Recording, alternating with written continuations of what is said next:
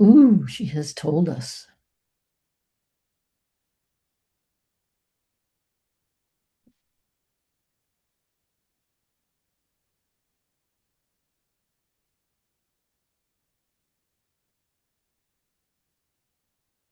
Good evening, everyone. This is Lonnie. Thank you for joining our meeting tonight. I appreciate you being here. Just a couple of housekeeping things, if you don't mind. I think you may have heard me just say a minute ago. If you're not muted, please mute yourself. Also, go ahead and open up your chat box, and if you have any questions that you would like to pose to Tammy, feel free to go ahead and just type them in there, and I will read them to her either during the meeting or at the end of the meeting. So we appreciate that, and then we'll open up, for questions at the end again too as we progress. So again, thanks for joining us tonight. It's my pleasure to have the opportunity to introduce to you my good friend Tammy Albert, who is an amazing photographer and award winning throughout her many years, 40 plus years of experience in photographing horses.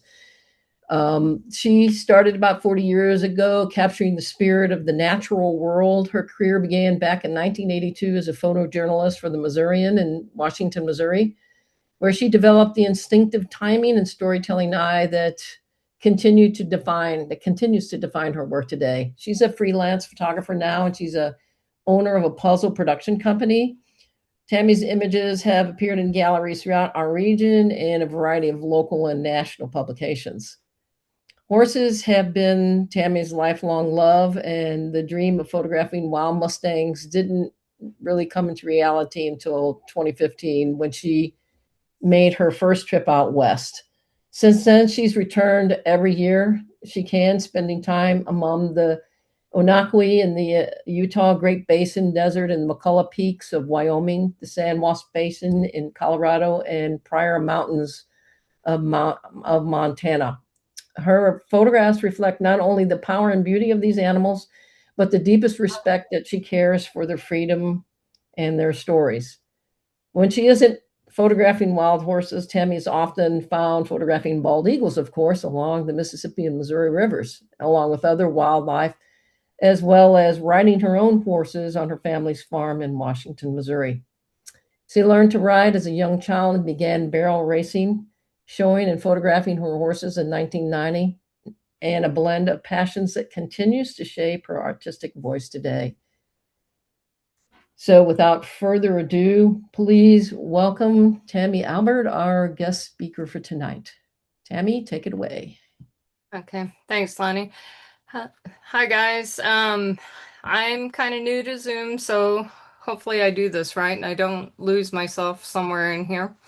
Um, I'm gonna start with just a little background on the Anakwi. It's actually Onaki. I keep saying Anakwi, but it's Onaki. Um, the Anakwis live in the West Desert, in Tooele County in Utah. They were um, settlers, and the cavalry probably released a lot of these horses back in the late 1800s, and they've survived out there since then. It's managed by the BLM now, the Anakwi HMA, the Horse Management Area. It's about 240,000 acres, so it is a very vast area. The elevation is about 4,200 to 8,200 because there are, even though it's a desert, there are mountains.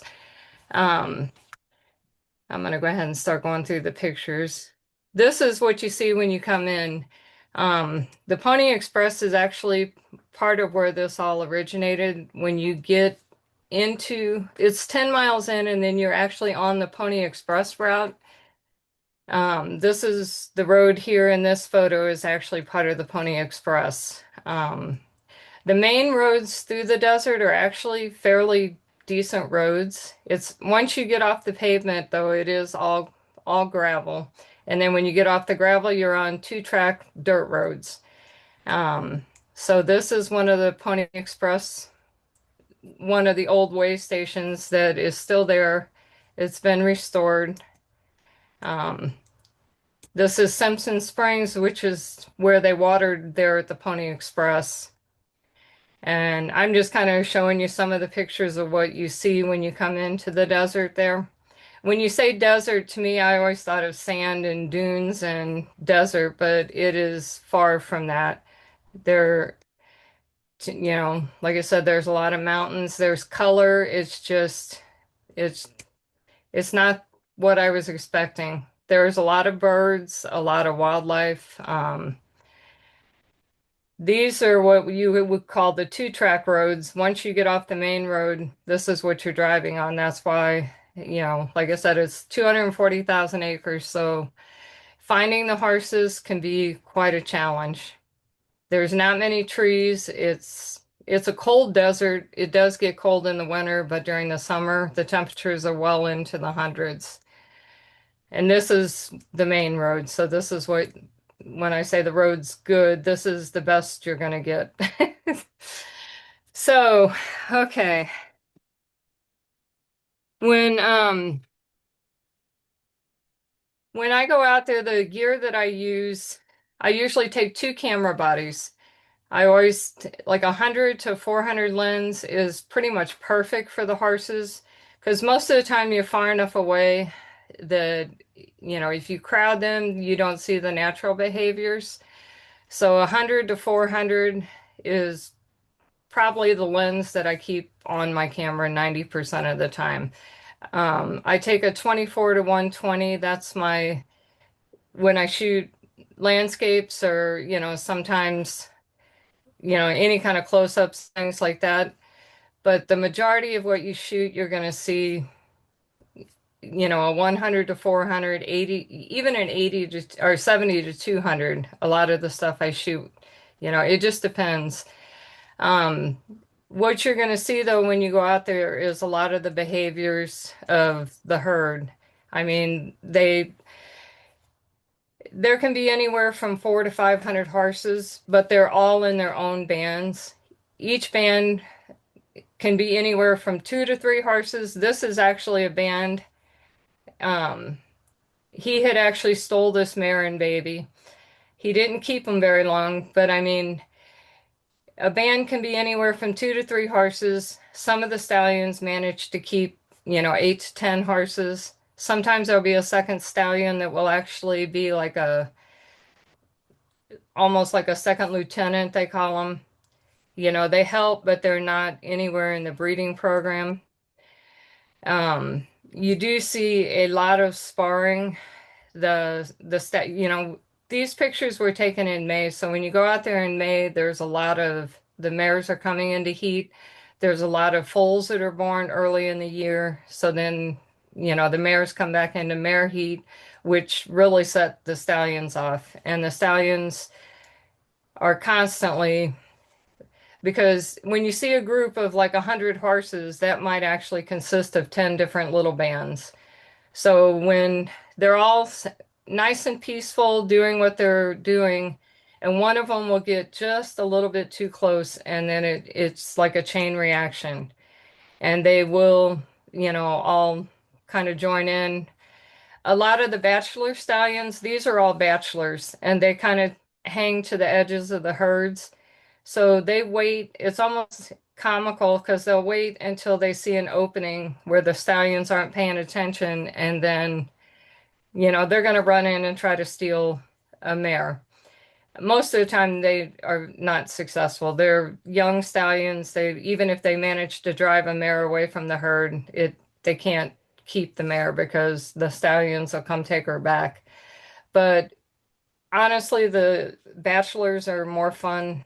You know, these are two band stallions, and if you look at their body, you can see like all the bites and the scarring and stuff on them. These horses out there fight constantly. I mean, that is their way of life. They defend their water, they defend their mares, they defend their, everything. So it's not uncommon to see them pretty beat up. And honestly, they don't try to kill each other, but they do occasionally get pretty brutal. But they can also be in my opinion, very beautiful. And usually when we go out there, we stay, like we'll go out early in the morning and we'll stay like all day because it's an hour drive out in just to get to the entrance and then probably 20 miles in before you start finding the horses. So we take everything that we need with us and we usually spend the entire day. So a lot of times we will just sit kind of on the edges of the herds and literally follow them all day to photograph them. That way you get their natural behaviors, and I mean there's a lot of times where, you know, they're I mean the photo opportunities are unbelievable. I mean they really are. If you are patient and let them do what they do, you know, the foals usually in May. Oh, somebody's trying to get in my door. I think my cat's mad because I locked him out. But anyway, the foals the foals are curious and sometimes they will approach you when you're out there, but most of the time the mares and the stallions will keep their bands away from the people. Um, this is one of the band stallions. If you look, you can see the background. That's down at the Pony Express. This is a group of bachelors, and actually, I think that's a mare in between. They were aggravating her. A lot of times you'll see they travel from place to place, and there's a hierarchy to how they travel. Usually, you have your lead mare. It's not always your stallion that's out front, but they all know their place in line, and sometimes these lines can go on for I don't know. I'm terrible at judging distance, but it's not uncommon to see like a line of horses, probably a mile long. They'll be spread out like throughout but that's how they do travel.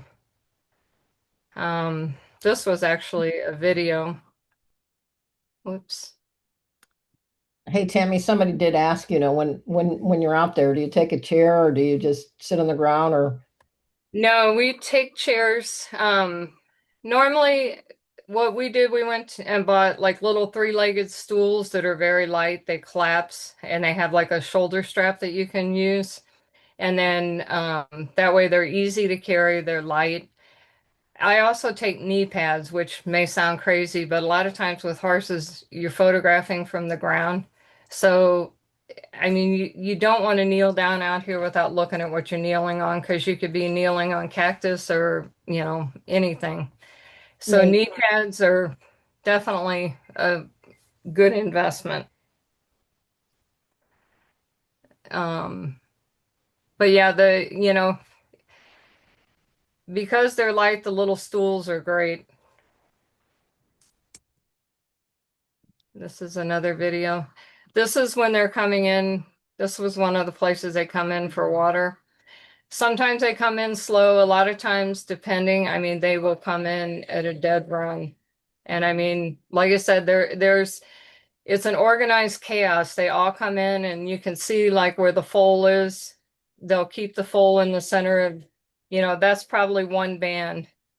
And there will be separations between them, but like I said, it's not all one. It is one big herd, but yet within that herd, there's a lot of different bands.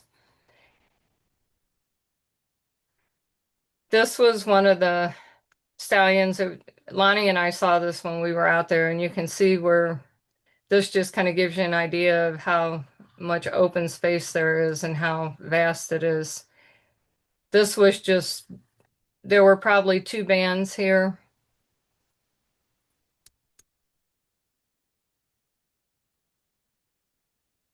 Whoops, wrong thing. This was another group of horses that were up on the hill. And if you kind of look, you can see there's like a group here, there's a group here, and Actually, like back in the hills here, there were like just stray horses. And what that is, a lot of times your bachelors and your older horses will separate from the herd. Whoops. But this was one of the areas, we hiked up the hill to get to them because they were pretty far off the main road. Some of the areas you can drive to, but it just depends on how close the two tracks get to where the horses are.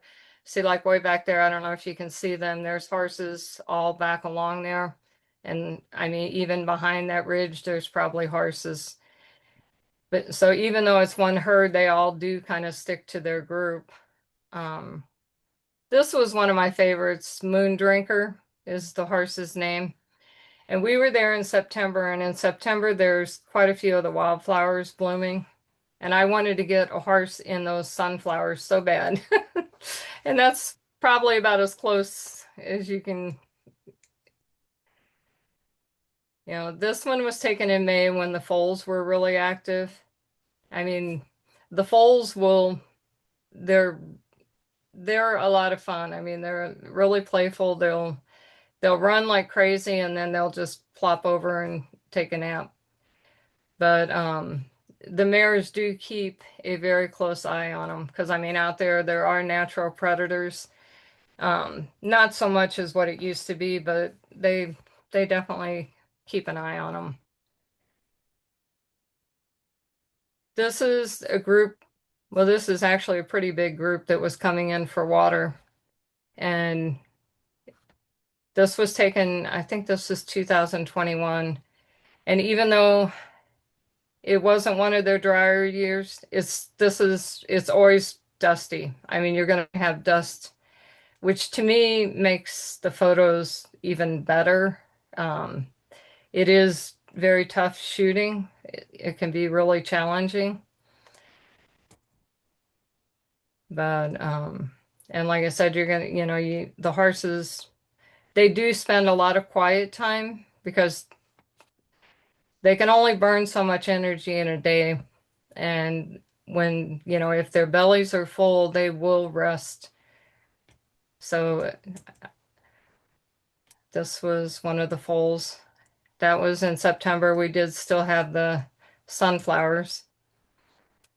This is the group of horses they were up on the ridge waiting. They were actually waiting to water. Um, like I said, it's herd behavior. When they come into water, every band will come in, they'll drink, they'll move on out of the way. They don't necessarily leave, but they'll get out of the way for the next group to come in. And the water holes are some of the most fun areas because they're constantly skirmishes going on. This is a group coming in for water. These are two of the older band stallions. The one on the right here is actually, he's a pretty well-known horse out there. His name is Buck.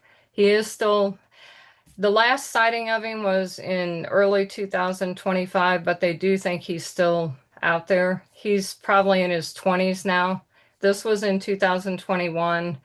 He came in, he's a bachelor now because he lost his van, but he came in and he picked on every juvenile or every bachelor stallion that was there. He kind of made his little rounds, made everybody know he was there, and then he just took off and headed back to the hills, and we never saw him again, the rest of the trip.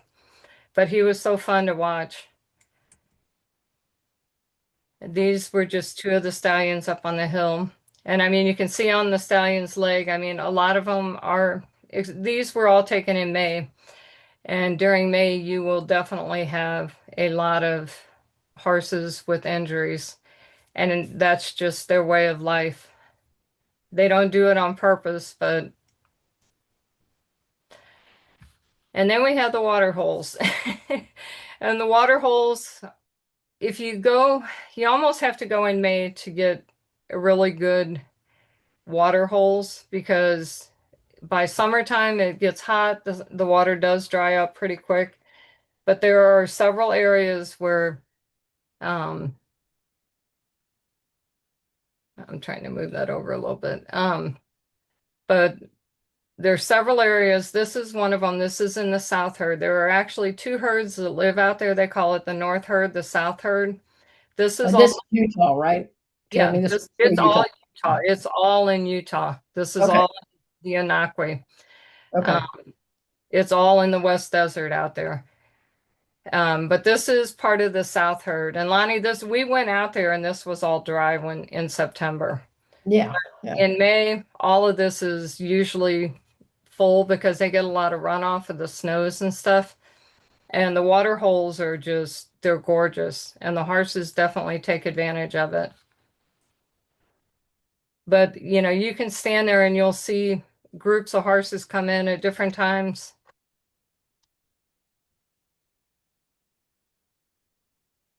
This was just, and like I said, it's kind of fascinating to watch them because they all come in.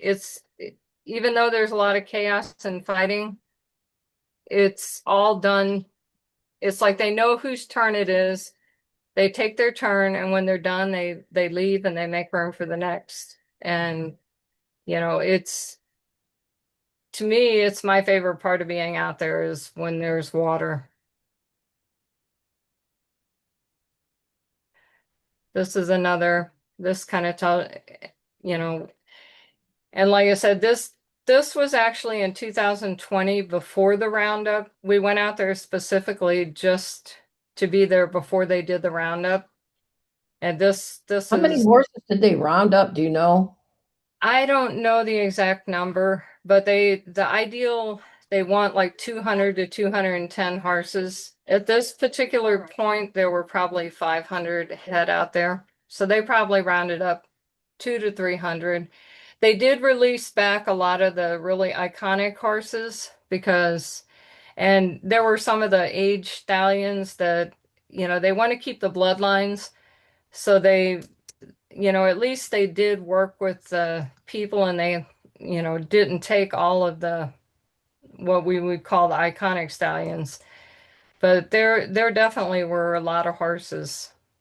And this is one of the water holes. In the This was taken in June once the water was dried up. These are considered sheep waters because in the wintertime they'll run sheep and I don't know. They say they don't run cattle, but they do because I have pictures of cattle in the middle of the horses. But the BLM manages these and they'll turn them on and off. At this particular time, this one was on. So you can see they run over. Other times you will you go up and you look in the tank and there'll be just like a little bit of the water in the corner and it'll set to trickle. So they'll trickle water for these horses like all day long. So when these big, huge bands would come in, it would take sometimes an hour for them to water because they have to wait for the water to recycle and refill. And this particular time, they had a lot of water running. This is actually at one of the waters. I don't know if you can see like down here. This is what we call the sheep water. It's in the North Herd. It's a long, narrow trough. The BLM manages that. Most of the time that one has water in it. This, I mean, but I have seen that one dry too. I don't know how they decide which water to turn on and which to turn off. To me, it seems kind of cruel to turn any of them off in the summertime, but they do. They turn them off. I don't know if it's a water issue or if it's just, you know, but these are like small water holes, like when they turn them on and they overrun, like these are below the actual tanks, and the horses will spend hours. They'll lay in these, they drink out of them. This water hole, this was Simpson Springs. This is behind that Pony Express station. This was one of the springs that has been here for years. This one is never dry. But if you stand next to it, and Lonnie, you might remember, it's got a very weird smell to it. The water is I don't I was always told they don't water there. The horses avoid that because the water is like I don't remember what it smelled like, but it definitely didn't smell like clear water. But when we were there in September last year, they were hanging out, they were drinking. So Remember the water being smelly, but I didn't get that close to it. So yeah, if it it's has a smelling very water, it must distinct, look good. it's like a weird, and I can't think what mineral it would be, It's but not okay. they do drink it evidently because they were drinking out of it. Whoops, they were drinking out of it that year. So, but of all the years I've been out there, the last year, 2025, was the first time I've ever seen them drink from Simpson Springs.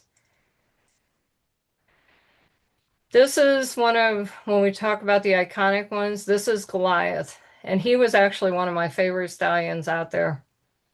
And this was 2021. So he was starting to show his age. When he was younger, this horse was gorgeous. This is Goliath at the water hole. And you can see how big that water hole is. And to me, that just, when I saw him with that much water in May, it was like after seeing it dry for so long. This is Goliath's son. This is Maverick. And this was probably, it's not the greatest picture, but this is Goliath. You can tell by the face here. He's got the dark, but this is his son Maverick.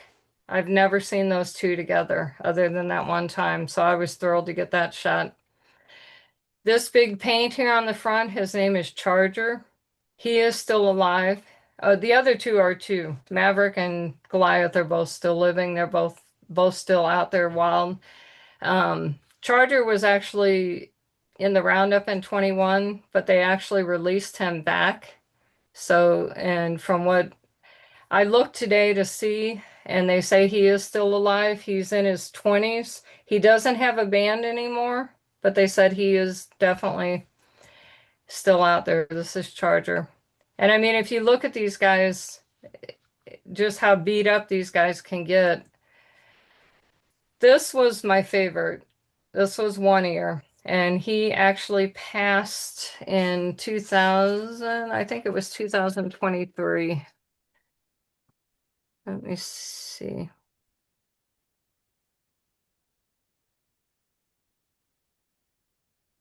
Yeah, no, he actually passed last year, 2025.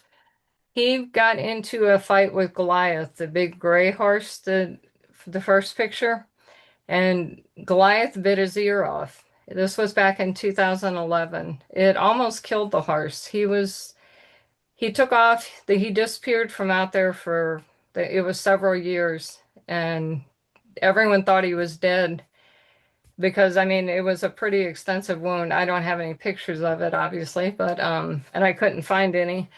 But they said he got really sick and disappeared, and then all of a sudden he showed back up, and he's been out, or he was out there until last year. And think he actually, I think BLM put him down. I think he ended up breaking one of his legs or something. It wasn't, but he did manage to, and this was 2021, and I mean, you look at his legs, if you're at all familiar with horses, I mean, you can see he had some age on him, and he had a lot of scars. But yeah, he was 1 year. That was Hey this. Tammy, uh, do you know how these horses get their names? They actually have what is called the Anakwi catalog, and they assign each horse a number. People name them, and some of the names stick. Some, I don't, the idea is if a foal is born and you're the first person to find the foal, you get to name that horse. But mostly, most of them are probably unnamed in general, but everybody has a nickname that they call them. But the iconic ones like Buck, I mean, Buck obviously was a buckskin. Um, and like I said, Goliath, I mean, Goliath was huge. So I don't know who actually names them to the point to where the name sticks, but I do know we found a foal that year, and supposedly if we found it, we could name it. But then when we went back to the catalog to name it, somebody else had already named it. It was like, okay. You know, it, I'm sure most of these guys, because One Ear was called Van Gogh. He was called One Ear. There was another name he was called too. So it's, That catalog's online, right? yeah, it is. You can go on Facebook and look up the catalog. Okay. The Onakwi. Yes, the Anakwi. I should have wrote down some of them. This was probably one of the most famous horses out there ever. This was the old man, they called him, and he was actually Gandalf was his name, original name, but then the older he got, they called him the old man. He lived to be, they estimate, close to 30 years old. When they did the roundup in 2021, I saw him in 2020, and then we actually went out there specifically just to see him before the roundup, just in case he got taken. But there was such a uprising over the whole roundup in general, but everybody was like, they can't run this horse with a because they use helicopters and stuff. There were people specifically watching, spotting for this horse to make sure he did not get injured. And the BLM had even said he was off limits. So, but this was in 2021, and that this was June of 2021, and he disappeared very shortly after that. I mean, you can see he had, considering how he lived his whole life, I thought he looked pretty good. I mean, considering he was in the desert, but they estimated he was probably 30 years old, and the last he was saw was late 21, slash 22, but it's confirmed sightings. It's hard to get confirmed sightings, but he definitely has not been seen since. And I seriously doubt he survived the winter. This was another one that was pretty famous out there. They called him Red Lion. Um, Obviously his mane, he was just a really fierce stallion. And I know Red Lion's gone. I don't remember what year he passed somewhere in my notes. He passed in 2023. So, but there's a lot of red horses out there, I'm sure, come from him. Okay, when I talk about the dust out there, this was in 2021. This was, let me show you the video. Which was standing in a rain or something. This is what, and if it gets windy at all out there, this is what you're dealing with because it is sand, it is dust, it's dirt. So it's challenging to shoot out there. It's not, I mean, to me, it's beautiful, but there are definitely a lot of challenges. The dust being the main thing. If you look at the sides of the vehicle, and these are the roads, and this is probably one of the better two tracks. I mean, some of these two tracks, like this vehicle that we had, it wasn't four-wheel drive, it was all-wheel drive. But we had so much problem because the two-track roads, I mean, sometimes these things can get like super deep on I mean, it's easier, and most people do it, they drive off the road and drive around because the two tracks will get so washed out and so deep, you can't get a car through there, even a four-wheel drive. And this shows some of the two tracks. But once you leave the main road, if you don't stay on the two track, then you're driving through out here and then you're driving through boulders and God only knows what else. It definitely, you need preferably a four-wheel drive, but you definitely need a high clearance vehicle. I would not ever take a car out there, especially a low car. And like we had I forgot what we had when we were there in September. It was like a Chevy Blazer. Was that a Blazer? Yeah, that's exactly. Yeah, that's what it And was. I was worried because I mean, even though it was a Blazer, it was all-wheel drive, but the tires were like probably 14, maybe 15-inch tires. And we did have a flat, and In the desert. yeah, in the middle of nowhere in the desert, and you have limited cell service. Um, I mean, pretty much everyone I know that goes out there eventually has a flat.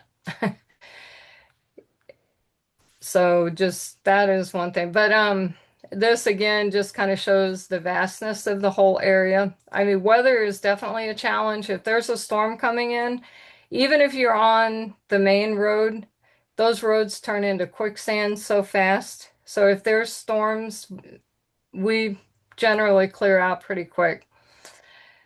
This was a rattlesnake. And I didn't get the whole snake because when I first saw him, my first reaction was I ran. Because believe it or not, I almost sat on him. Yeah, we were going to sit under the tree. I learned the hard way, never ever sit under a tree in the desert because everything wants to be under that tree in the desert because there's only very, very few trees. So I just happened to look down when we were getting ready to sit down. It was a friend of mine, both of us getting ready to sit, and I looked down and it was like, yeah, my reaction was I kind of ran. But I went back, I was like, I have to get a picture. Nobody's going to believe me. But if you look how fat he is, obviously he had just ate, which I'm really happy because that probably saved me. Um, this was a hawk. Oh, dang it, I should have wrote it down. Wasp. It's a hawk wasp. Yeah, they're huge. And I did not know until after I got home and Googled what this thing was. I only saw them in September. And in September there's quite a few wildflowers, but um they said they have the most painful sting in the world. Um they it supposedly is excruciating. We saw these and they were so pretty. We were like walking along taking pictures of them. I had no idea. I would have been in the car hiding. I don't like things that sting. But the other thing, you see a lot of this out there, a lot of anthills. That's why I said when you don't just drop down and kneel down without looking where you're kneeling, because chances are something is there. Um, and that is the end of the pictures I have. I feel like there was, It was awesome. well, I feel like there was more I was gonna tell you, but it probably Well, better if you ask questions. And I saw there was some in the chat. There's yeah, some you stuff. you answer them, but everybody can, if you want to, you can unmic and we can have an open mic now and talk a little bit about the experience. It was the first time that I had seen this herd. I'll talk about that when I went with Tammy, and it is, these horses are quite, there's no comparison. If you've seen the horses down in Eminence and you've seen, other horses than these horses are, some of them, stunningly beautiful, and they're not approachable at all. I had a horse that actually walked up to me, and he kept getting closer and closer, and I kept stepping back and back because you don't really know, the behaviors of these horses. They're wild. So they're not like the friendly ones down in Eminence. So I really kind of stayed clear, but like, Yeah, the one that approached Lonnie he was probably a 6-month-old weanling. And they're curious. And it was actually a little stud colt. When I saw that happening, I was not close and I was like really kind of a little concerned because they tend to treat everything like a play toy. So where they will just suddenly rear up and strike out at another horse, if you're that person and you have one of these colts come up to you, they're going to treat you the same as they treat another herd person because to them you're just another herd person. So you definitely, the young ones you don't want to let close to you. I've actually had horses rear up at me that were even domestic horses that were young horses. So it's just a behavior. the So good news is you didn't get your Pulitzer Prize of it rearing up on me. So I do have a picture of it following Lonnie. here's a But question: do you know how often they do roundups and why they do them? they generally try to keep the herd to about 200 to 200 and I think it was like 210 or somewhere in that area. They are treating with PZP, which is they dart the mares. it's a birth control, and that has been working. So the idea is they want to not have to do the roundups. They selectively go in and they choose mares, especially young ones, because a lot of these mares, by the time they're 5 years old, they've had several foals. So they keep track of who they're darting, and the idea is that will help keep the numbers down. So, but they do the roundups based on numbers is what they will tell you, but a lot of times they'll say it's because, oh, we have to do an emergency roundup because there's no forage, they're starving, there's no water, they have all kinds of reasons. There is a lot of politics about the roundups. I don't even want to get into that. I mean, Yeah. it's a whole different, and you'll hear they're starving, but then like you go out there and you look at the horses, they're not starving. I don't know how they survive. They eat the most. My horses would die if I put them out there. They Yeah. they wouldn't last a week. So, So but what's your favorite picture, Tammy? oh God, I have so many. I mean, of the pictures that you have in the presentation, what do you think your favorite? Um, well, I do like this one. That was one that I have. Let me see. I'm just kind of saying. This one was one of I took that in September. I haven't done anything with that one yet. I do like that. I love the lighting. I like backlighting and, dramatic lighting like that. So I also reflections. I mean, I have so many water hole pictures. One of these years I will actually get through them. But that honestly is probably my favorite. And if you look at like these backgrounds, there's nothing to Photoshop out there because everything, I mean, the backgrounds, this is a cell phone video.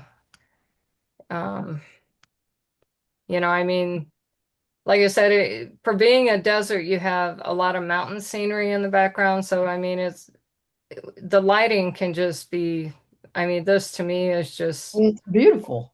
yeah, The nice thing too is that not only can you can get portrait like and shots of the horses, but you can get environmental shots with them, and it just shows where they are, like this picture. And yeah, it's beautiful to see them, and it's beautiful to see them free, even though they can be quite rowdy. yeah. Well, and like I said, some of my favorites too is when they come into water because when they Yeah. come in, I mean, depending, sometimes they'll come in slow, but I mean, the majority of time, because they'll come in 2 or 3 times a day to water, usually at least twice.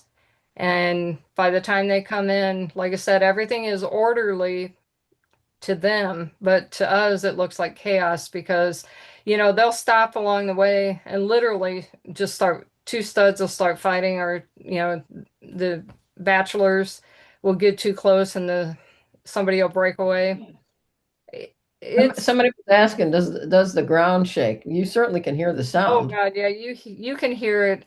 Where we were at, Lonnie, where the year before the roundup, we stood there, and I mean, they just kept coming out of the mountains because during the day when it's hot, they'll go up on the mountains, and they're really hard to find when they're up on the mountains. But if you wait, like in the evening, they generally come down, and they will just come down, just like I said, group after group after group, and you can stand in one spot and watch them. I mean, sometimes it's at least an hour because they'll all come in, take their drink, and then they'll go. And then in the summertime during the day, if there's enough water, or like in the springtime, they'll sometimes hang out at those water holes for hours.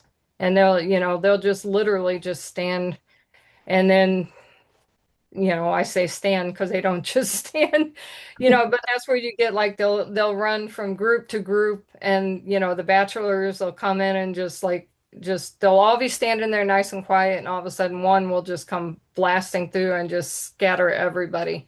And then it's kind of chaos because they're all winning in, they're all looking for their buddies, they're all like, everybody will get back in their little place, and then somebody else will come running through and just stir up the whole group.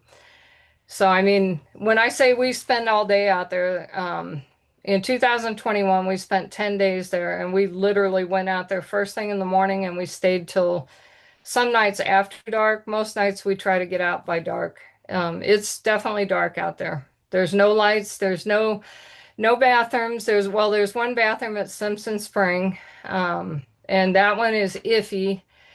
There's times I won't go in there because not because of the condition in the bathroom, but more because of snakes and things that would sting you. I don't want to I don't want to open that door and have something come flying out at me. So I mean it is definitely it's there's no once you enter onto the desert there, I mean you're probably total 40, maybe 40 miles from one end to the other. And there's nothing. There's no gas stations, no anything. We take all of our own food. We take coolers, extra food. We always try to keep a first aid kit. Um, in the mornings it's chilly, even in the summertime, but by afternoon, when we were there in June, it was hitting 110 degrees by 1 o'clock every day. By evening, you're back in a jacket. So I mean, it definitely the temperatures jump up and down. Um, I've never actually, I don't think, did it rain on us, Lonnie? I don't think it actually rained. There's a storm It pass. rumbled up, some nice storm clouds, but I don't think it really rained on us. Yeah, I So don't think I've ever actually been out there that the actual water fell on us out of the sky. Put it that way. I've seen storms pass through, but it's like I said, it's generally it's hot. Um, the most incredible thing for me was to see them come down along the ridge, and then as they descended the hill, the closer they got to the water, then they started to run, and when they started to run, the group that was behind them, started to it started kicking up the dirt, and it was probably one of the most amazing things I witnessed, and I had hope. My whole hope was to see the horses run, and they did it every time they came to the water. and they're not going to burn energy that they don't have to, but when they get, that's why I said when they get close to the water and they know they're close, they're going to come, most of them come running. And it is probably one of the most amazing sights that you can watch because So, like I said, these guys are wild. There's no, you know, it, there's people out there. You'll run into people taking pictures all over. You'll see people driving through. But for the majority, people do not try to approach these horses. I mean, there's not rangers or anybody around but I mean, for your own safety, I mean, most people are smart enough, they just don't. So, I mean, just to be able to watch the behavior of a really true wild animal that close up, you know, it is definitely, I mean, I'm addicted. I'll keep going back until I can't. does anybody else have any other questions you want to ask Tammy about? Well, I don't have to ask a question, but I can tell you that I understand that feeling of watching them run. I had a horse, and every time in the morning they would let the horses that were on the hills come down in Classy, and all the horses would be running as hard as they could from the hill down the hill to eat breakfast. And when you see like 20 or 25 horses doing that, I can only just imagine the wild horses doing that, because these domesticated horses were doing that as well just to get in to eat their breakfast. So I can not even imagine seeing wild horses doing that. And your presentation tonight was fabulous, by the way. Thank you. I've never done Zoom, so this is totally. You did it. You got I a lot of know. compliments I, too in the comments. So if you have a chance to look I'm at those, sorry, I'm pretty nervous.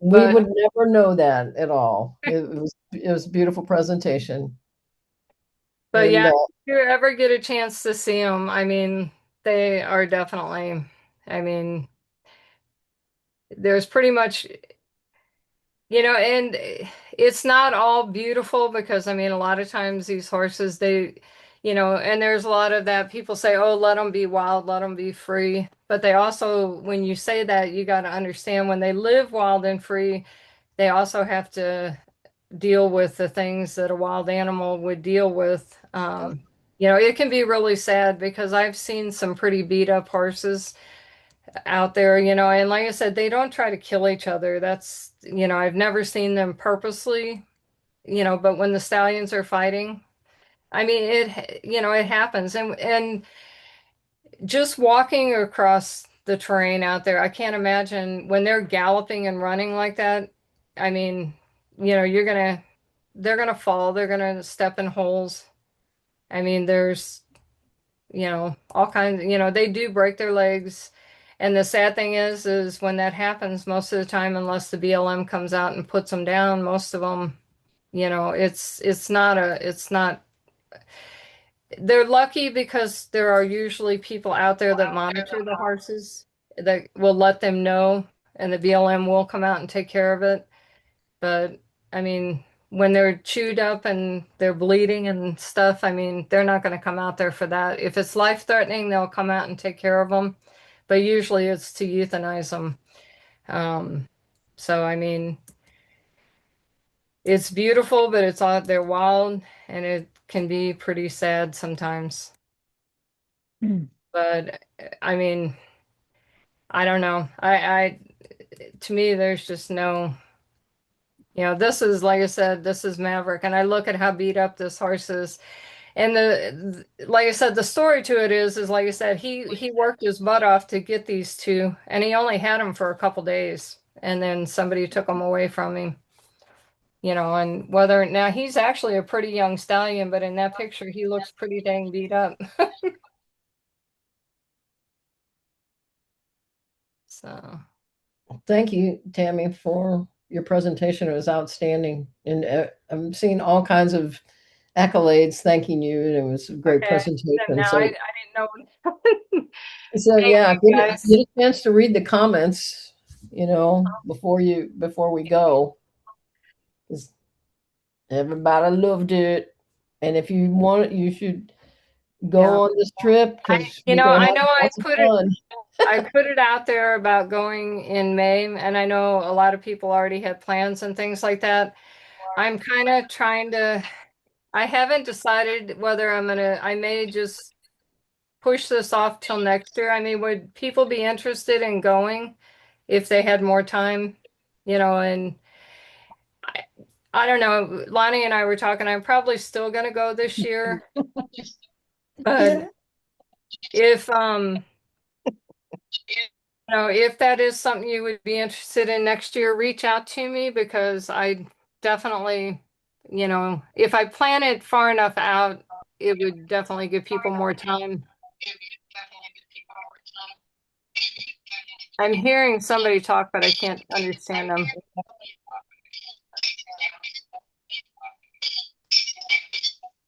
I'm not sure who I can't understand it. who am I about the mute here.